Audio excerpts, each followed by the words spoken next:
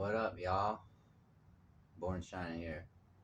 Y'all are born shining. We're all born shining. Don't let anybody ever tell you otherwise. So this is going to be a little story about a dream I had around 2010 time frame, and I remember it was 2010 because I was in New York when it happened.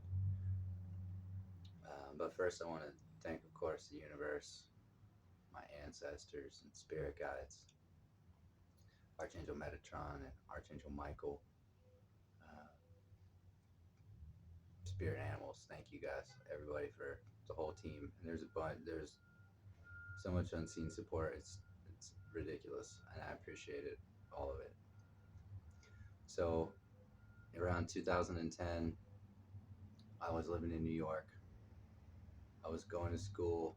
I was doing my super duper senior year playing lacrosse in New York. I was it's kind of a long story. I thought I was going to be on scholarship, and I ended up not being on scholarship, but that's a whole other thing. But anyways, pretty much had to wait all semester for my money to come in, so I didn't have rent, and I was playing sports and not working. I was playing sports and doing school, so I wasn't working. So I took out more money to pay for school and everything else. Anyway, I'm sleeping in the dorms at a buddy's dorm room to stay close to campus, and I have this dream. And in my dream, I'm walking down. It's like in the Matrix. I don't know if you've seen the Matrix or not, but there's a scene in the Matrix where he's walking down the street, and it's a simulation with a girl in the red dress, and there's all kinds of people, and he sees this girl in the red dress, and so that he can focus. Well, it's kind of like that, walking down the city street in New York, downtown Manhattan or something like that. It felt like a very, very metropolitan area, big buildings, walking down the sidewalk, and I stop and I look to the road, and there's a monk, full on monk, just standing there looking at me. It's like he was waiting for me to see him. And as soon as I looked at him, as soon as we made eye contact, he started smiling at me. I mean, just the biggest grin, ear to ear. And I felt so good. I felt, I just started buzzing inside. I felt warm and just like I was glowing inside. And so instinctually, I just went and hugged him. I went over to him and I gave him a big hug. I buried my head in his shoulder and just felt so good to hug him. And then a couple seconds go by, and it feels like I'm starting to float. It feels like I'm floating. And so in my dream, I open my eyes, and the monk is gone, and I'm definitely floating. And I'm going up. I'm ascending. I'm not just floating, but I'm ascending, like very slowly. It's very slow, but gradual. And it's not. I just shoot all the way up, and 1 second I'm down here, and then the next second I'm up here. No, no, no. I saw the whole thing, all the way up. I saw the whole thing. And so I'm watching it, and I'm, taking it all in. I'm like, wow, this is really cool. And I get to this place, I'm thinking in my mind too. I'm wondering, like, how high am I gonna go? Like, where is this gonna end, or what? Where does this go? Where's this going? And kept going up, and we get to this place where, in my vision of my line of sight, on the left part of my field of vision, I see this blue curve, and it's ocean. It's the earth. I'm on the edge. It's like I have 1 foot in the blue, and I have 1 foot in space. I'm like right on the edge, where if I go further, I'm leaving here. And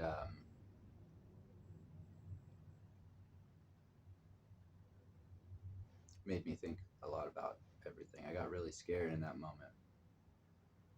A lot of fear came over me, and a lot of things I didn't even think I would miss, or uh,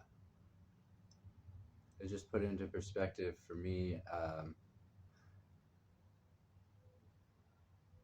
You know, and this isn't a this is a pretty advanced concept, I think, because but it's true.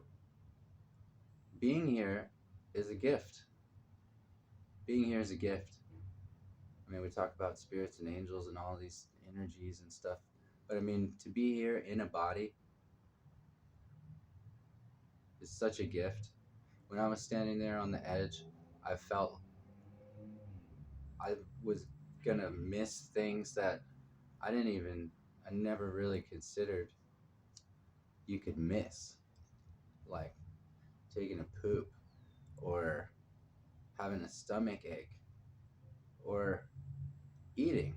I mean, and those are some of the more minor things, but I mean, when we get down into serious stuff, you know, having children and death and relationships and all of these different kinds of things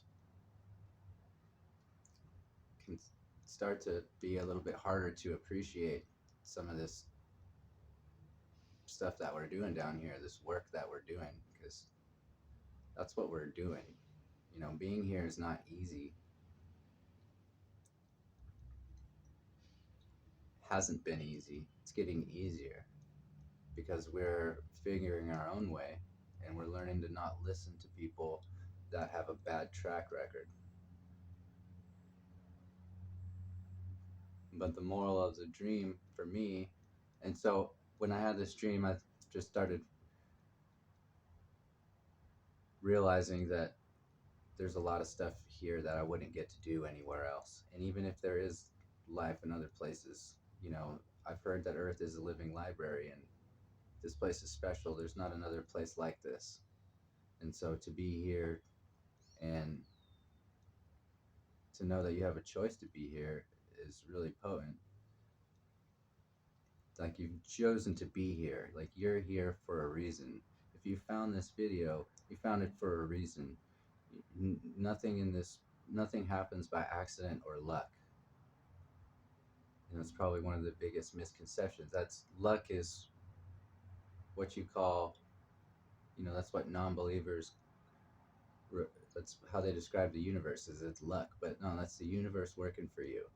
You know, karma, good karma, bad karma, dharma, all of that stuff. You can call it what you want, but it's all the same thing. And it all just points back to the fact that being here is a gift, because when you don't have a physical body, you can't hug people, you can't grab stuff, you can't eat, you can't taste, you can't feel. When you're ethereal, all you feel is love. So to be here and experiencing these other contrasting emotions, it just, to me, it just highlights the importance of what we're doing here, and that is to learn why we choose love. Like, why is love the default? You know, why is love the way to go? Why do we love? Why do we choose to love and not choose other things? And so it's almost as soon as I started having these fears and these thoughts, this cycle of thoughts, uh, I started descending and coming back down to earth. And for a lot of years, I was trying to get back to that place. Like, I wanted to get back to the place. I started learning about astral traveling and astral projecting and all these different things, the Monroe Institute and all these different things. And not too long ago, I came full circle and came back around to the conclusion that this is where I want to be. I don't want to get. I don't. Yeah, sure. There's times to astral travel and all that kind of stuff, but I don't want to get lost in the other dimensions, because, you know, use the other dimensions or whatever to help you down here. But this is where the magic is happening. This is where it's all happening. Like, this is the place to be. Like, this is the disco. You know, you don't. this is the VIP, whatever you want to call it, champagne room or whatever, bro. This is the place to be. So, if you're going through hardships in your life, or you feel like you can't do something, you can't leave people, or you you feel stuck, just know that you are so much more than your problem. And you chose to be here to experience these problems, these opportunities for growth. You chose that. You agreed to do that before you came here.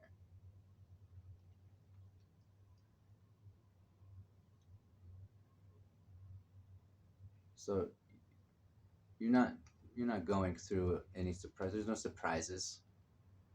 You just forgot the mission.